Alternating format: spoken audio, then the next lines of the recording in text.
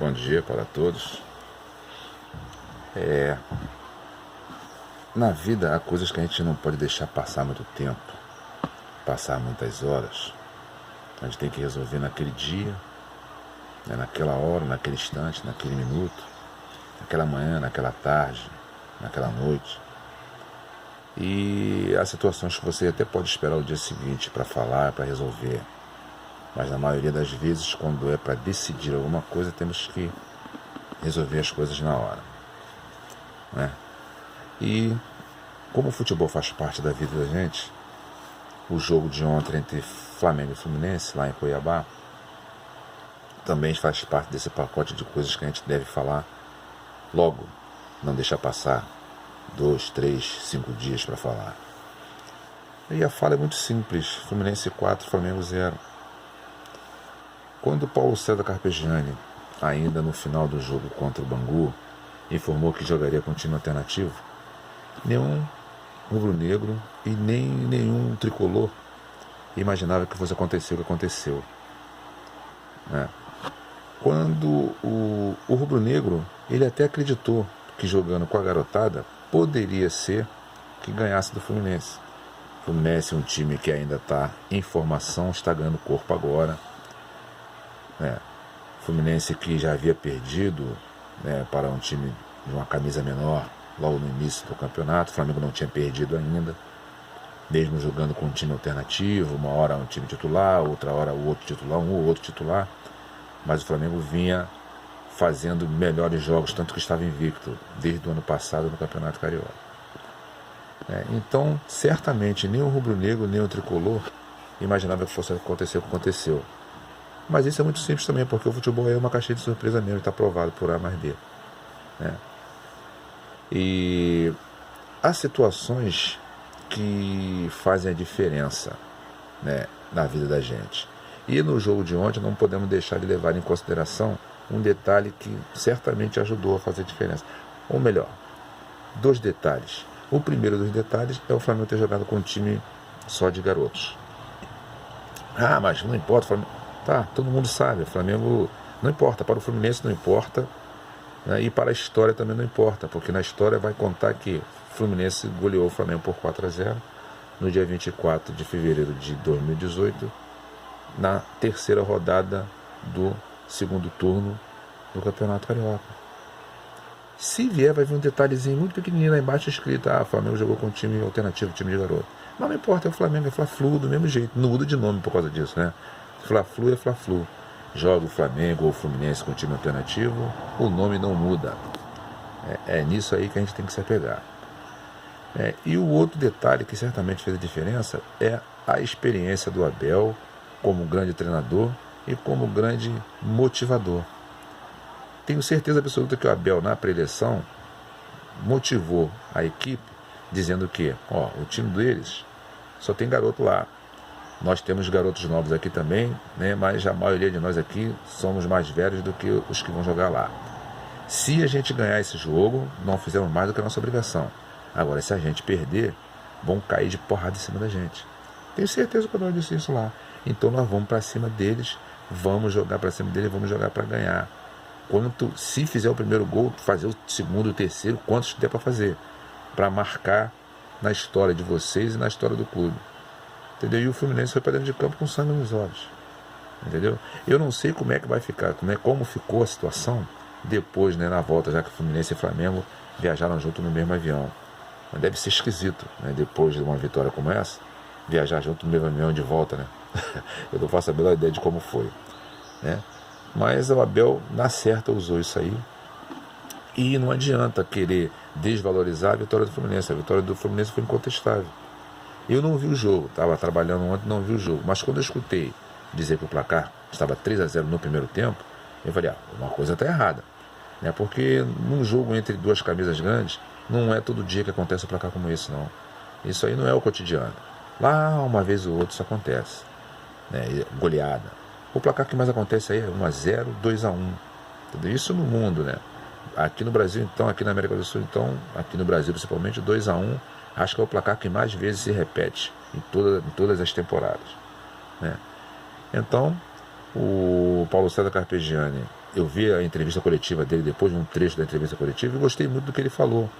Que não se arrependeu, fez o que tinha que fazer, entendeu? E agora não podemos também chegar e desvalorizar a base por conta desse resultado. Entendeu? Porque se ganha, era a melhor base do mundo. Porque perdeu por 4-0 é a pior do mundo, ninguém joga mais nada, ninguém presta para mais nada. Tá certo, o ministro tomou uma caneta feia dessa, né? Fecha essa perna, garoto. Não é assim. Entendeu? Mas isso faz parte do futebol, isso que é a alegria do futebol, isso é a coisa engraçada do futebol.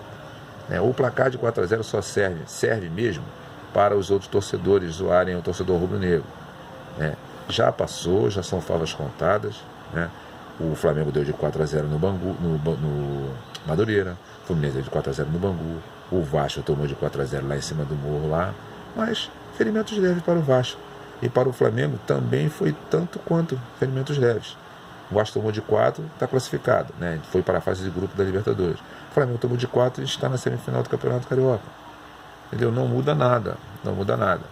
Agora, essa experiência de botar um time só de garotos, o Rueda já tinha feito isso na temporada passada, botando contra o Botafogo um time alternativo. Eu acho que com relação aos grandes jogos, aos grandes clássicos, rivalidade principalmente, deve ser repensar essa situação. Se você tem jogadores à disposição para jogar, num jogo de rivalidade é melhor colocar o time principal, o melhor que você tiver. Isso é uma vez ou outra que vai acontecer. Mas o Paulo César fez o certo, o projeto está certo, como é que eu vou dizer? O esquema para o Flamengo jogar agora quarta-feira contra o River Plate também está certo, participação. O Flamengo está valorizando a participação dele nessa versão da Libertadores. E uma outra coisa, o fato de ter poupado os jogadores titulares não significa dizer que na quarta-feira a gente vai ganhar o jogo, não. O jogo contra o River Plate é muito difícil. Sempre foi e sempre será muito difícil. O River Plate está lá no Campeonato Argentino, mal das pernas abertas. Mas eles vão fazer o seguinte, eles vão abrir mão desse Campeonato Argentino e vão se dedicar de corpo e alma a essa versão da Libertadores da América. Então será um jogo muito difícil e diferente. Por que diferente? Porque o jogo não vai ter torcida. A torcida faz a diferença. Às vezes positiva, às vezes negativamente, mas a presença da torcida seria boa. Não teremos torcida nesse jogo por conta de que entre aspas, torcedor rubro-negro, entendeu? Torcedor brasileiro e do mundo também, porque as coisas que acontecem aqui também acontecem lá fora, entendeu? Então esse pessoal que vai lá pro estádio para fazer bagunça, quebra-quebra, matar os outros, enfiar espeto de churrasco, caramba, esse pessoal aí acaba prejudicando o espetáculo, entendeu? Então um jogo quarta-feira que poderia dar uma bela renda, um belo público, não vai ter isso por conta desse pessoal. Isso prejudica a mim, prejudica você, quem gostaria de estar lá na hora vendo o jogo, mas não vai poder. São 2 jogos sem torcida. Tomara que isso sirva para começarem a aprender como é que se vai ao estádio de futebol para torcer e ver um jogo. Então, favas contadas, Fluminense é líder nesta fase, 3 jogos, 3 vitórias. O Flamengo vai ter que rever algumas situações de alguns jogadores, como o Rômulo, por exemplo, que foi contratado a peso de ouro para resolver um problema que não resolveu. Nem o problema do clube, nem o do próprio jogador, que em nenhum momento fez boa apresentação. E o Trauco, eu não sei se ele está sentindo falta do Guerreiro, eu não sei. Mas o Trauco jogar de lateral esquerdo, pura e simplesmente, acho que não dá, não é a melhor opção. Para o Trauco jogar de titular no Flamengo, eu acho que tem que ser feito um outro esquema. No mínimo jogar com 3 zagueiros e ele jogar de ala. Porque a marcação dele, a velocidade dele, até mesmo a estatura, complica a situação dele jogando de lateral. E eu não sei, mas acho que a origem dele é meia, e ele acabou indo para lateral. Normalmente o sentido é inverso, o cara joga de lateral para depois jogar de meia, mas eu não sei bem, mas tenho a impressão de que ele jogava de meia e por uma necessidade já acabou caindo na lateral, deve ter feito bons jogos e acabou ficando ali. Mas aqui no Flamengo, ele jogar de lateral esquerdo pura e simplesmente, eu acho que não é uma boa experiência, não. Já tinha sido visto isso no outro Fla-Flu, mas o Fluminense até abriu, deu uma distância no placar logo no primeiro tempo, mas o Flamengo depois foi e conseguiu igualar o placar. O Fluminense quebrou uma escrita de 10 jogos, fora o jogo de ontem. Já haviam 10 jogos entre Flamengo e Fluminense, já tinha 2 anos que o Fluminense não ganhava. Uma hora o Fluminense iria ganhar, e ganhou ontem, ganhou muito bem, sem contestação. Nesses 10 jogos anteriores, houveram 5 empates 4 vitórias do Flamengo e 1 vitória do Fluminense. Agora começa um novo ciclo. A partir dessa vitória começa um novo ciclo. E ainda haverão aí pelo menos 2 ou 3 Fla-Flus ainda nesta temporada. Tem Campeonato Brasileiro, tem Copa do Brasil, quer dizer, pelo menos 2 no Campeonato Brasileiro, turno e retorno. E é isso que vai acontecer. Correto? Então, desejo a todos aí um bom dia de domingo, um dia de luz, de paz e de bem. E aguardemos os próximos jogos aí dos clubes cariocas, que hoje deve ter Botafogo, eu sei que joga hoje, Vasco da Gama, eu não sei, não me inteirei ainda. Mas aguardemos os próximos jogos que ocorrerão hoje, na parte da tarde, aqui no Rio de Janeiro. Ok? Bom domingo para todos, fiquem na paz.